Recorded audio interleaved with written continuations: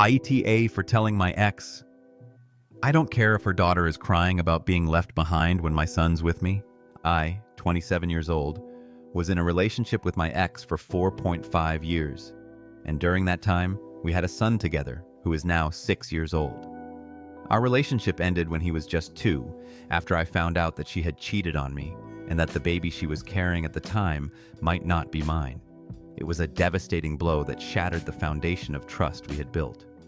When her daughter was born, we decided to do a DNA test for both of the children. I already had an inkling about my son, but the test confirmed that he was indeed mine, which brought me a certain level of peace. However, it also confirmed something I wasn't prepared to hear. Her daughter wasn't mine. That was a pivotal moment.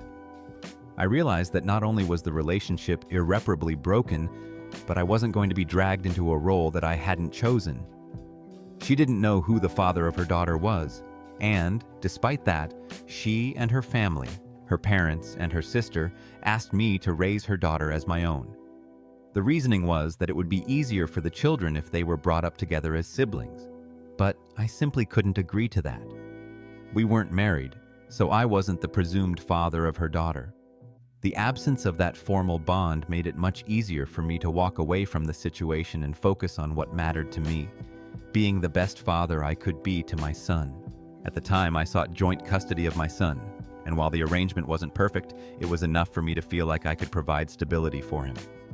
The relationship with my ex after our breakup continued to deteriorate. We barely communicated unless it was about our son, and when she tried to involve me in her daughter's life or ask me to consider including her, I made it clear that I wasn't willing to do so. My emails to her were direct and civil, documenting my position on the matter. I made it clear that I didn't want her daughter in my care, and I didn't feel responsible for raising her.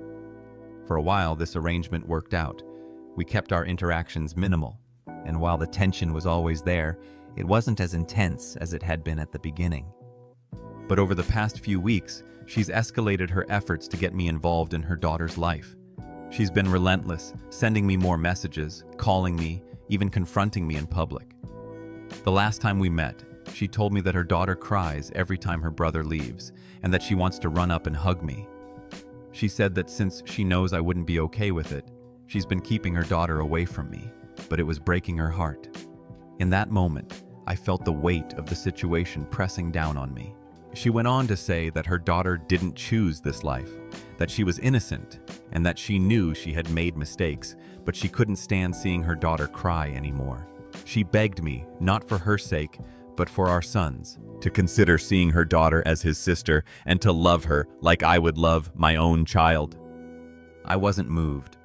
I told her plainly that I didn't care.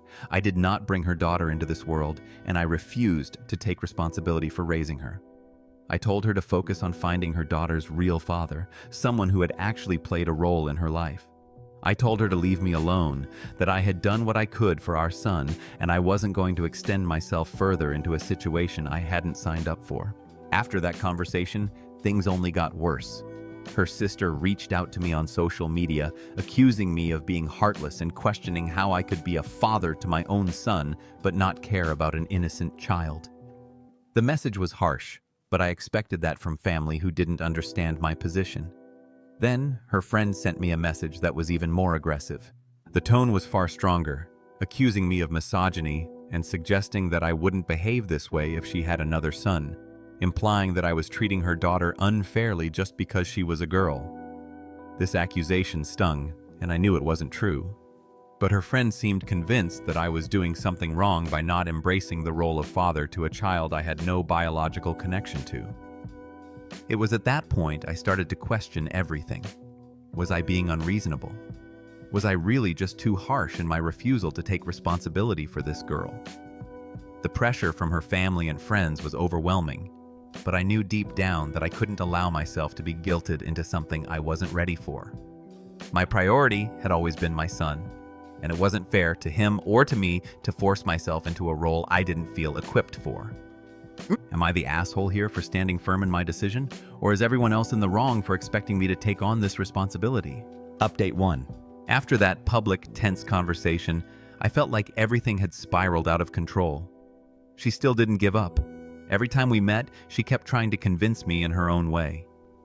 I wasn't sure if she even understood that I simply couldn't keep accepting her demands. The messages from her family only made things more complicated, and I started feeling like I was under attack from every angle. A week later, when I was at home alone, she showed up again, standing right in front of my door. She hadn't called, hadn't warned me. There she was, eyes full of tears, her face full of worry. She told me that her daughter had cried all night because I wasn't paying attention to her, that she was heartbroken seeing her daughter without a father figure. Her voice was filled with despair, almost begging me to change my mind. My emotions surged. I could feel the anger bubbling under the surface of my calm exterior. I knew I couldn't let her push me any further. I told her I couldn't take it anymore. I refused to be forced into taking responsibility without being prepared for it, without any mutual agreement from the start. I couldn't raise a child to whom I felt no emotional attachment. She didn't understand.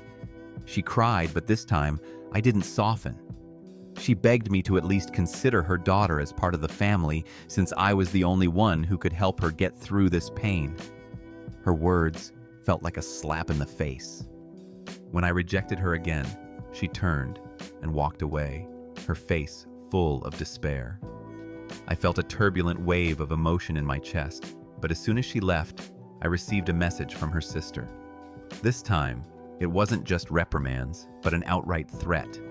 Her sister said that if I continued refusing to help, she would tell my family and friends everything, including details I didn't want anyone to know. Those words hit me hard, making me reconsider everything I was facing. I wasn't sure if she'd actually go through with it, but the fear of being publicly shamed and hurting my family made it impossible not to worry. The feeling of being attacked and threatened from all sides made me start to question my decision. Should I keep standing my ground, or take a step back to avoid ruining everything I had left? The situation was becoming more tense by the day. Every time I thought things might settle down, she would appear with a new request, a new plea. And despite trying to stay calm, I couldn't shake the nagging fear that something was about to break. Update 2. After several days of tension and exhaustion, I started to feel like everything was gradually getting out of my control. My emotions, though filled with frustration and anger, made me realize that I couldn't continue being so rigid and resolute forever. She and her family kept pushing me into a corner, and I felt that if I kept holding on to my firm stance, I would not only hurt her, but also create irreparable rifts.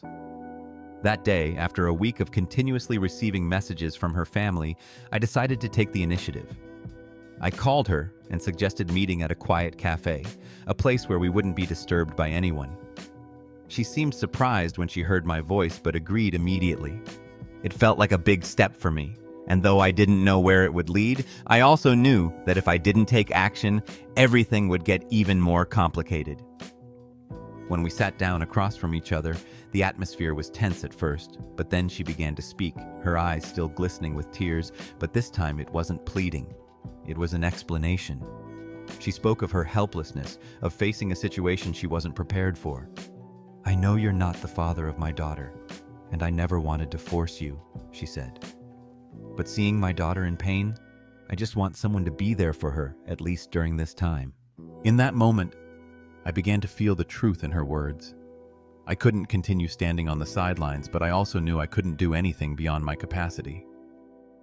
"I can't be her father," I said, "but I won't let her feel abandoned. I can support her in the ways that I can, as a friend, as a grown man in her life." She nodded, her eyes softening a bit. "That's all I want," she said.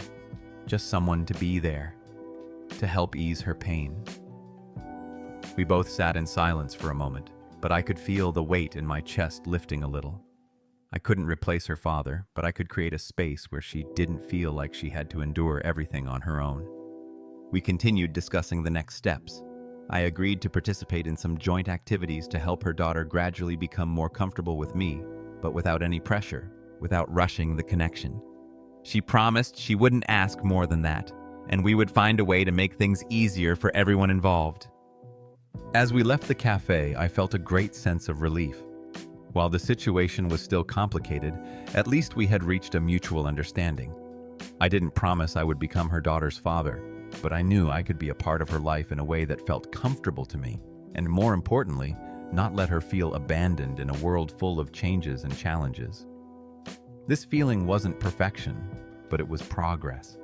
And maybe that's what mattered most at this moment. Update 3. As time went on, things began to get easier. I started to realize that creating a stable environment for her daughter, although not an easy task, could help the girl cope with the pain of losing her mother and the confusion in her life. We didn't become a perfect family, but I found ways to support her without crossing my own boundaries. Every week, I spent time meeting with her daughter in casual settings, whether it was going to the park or sitting down for dinner with the family. Slowly, she stopped feeling afraid or anxious when I was around. Instead, there were cheerful conversations and gentle hugs when she came to me. Although I still couldn't call her my daughter, I began to realize that a small bond was gradually forming between us. I knew I couldn't replace her father, but I could be a support, a reliable friend in her life. Her mother also changed. After that conversation, she no longer asked me to be her daughter's father. Instead, we started to build a new kind of relationship, one without pressure, one without coercion. She understood that I couldn't replace her daughter's father, and I came to realize that sometimes offering support and sharing some responsibility didn't have to come with the expectation of becoming a replacement father. A year later, we were able to see each other with understanding and respect. Every time her daughter called me by my name, I no longer felt uncomfortable. Instead, I felt at peace. We still weren't a perfect family, but I realized that family doesn't necessarily have to be made up of blood relatives. Sometimes, family is those who are willing to stand by you when you need them, those who help you through difficulties without judgment. The feeling I have now isn't perfection, but growth. I've learned how to love a child who wasn't born to me, but who needed my help. And above all, I feel like I'm doing what's right, even though this path hasn't always been easy.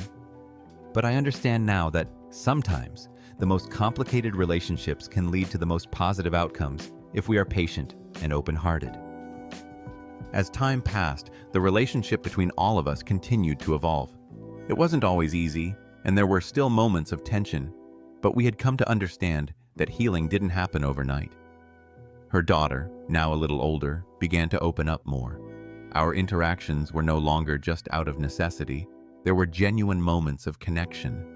I could see the trust slowly growing in her eyes, even if she wasn't ready to call me anything other than my name. Her mother and I continued to keep things civil, working together to make sure her daughter felt safe and loved, even if it was in a different way than we had originally imagined. There were no grand gestures, no dramatic changes in how things worked, but there was peace in knowing we were doing our best. One day, as I was spending time with her daughter, she shyly handed me a drawing she had made. It was of our family, with me included. I looked at her and smiled. She didn't need to say anything. Her small act of kindness spoke volumes. It was in that moment I realized how far we'd come. I wasn't trying to replace anyone. I wasn't trying to be her father, but I was someone she could trust, someone she could turn to, and for that, I felt immense pride. It wasn't the fairy tale ending I might have envisioned, but it was real.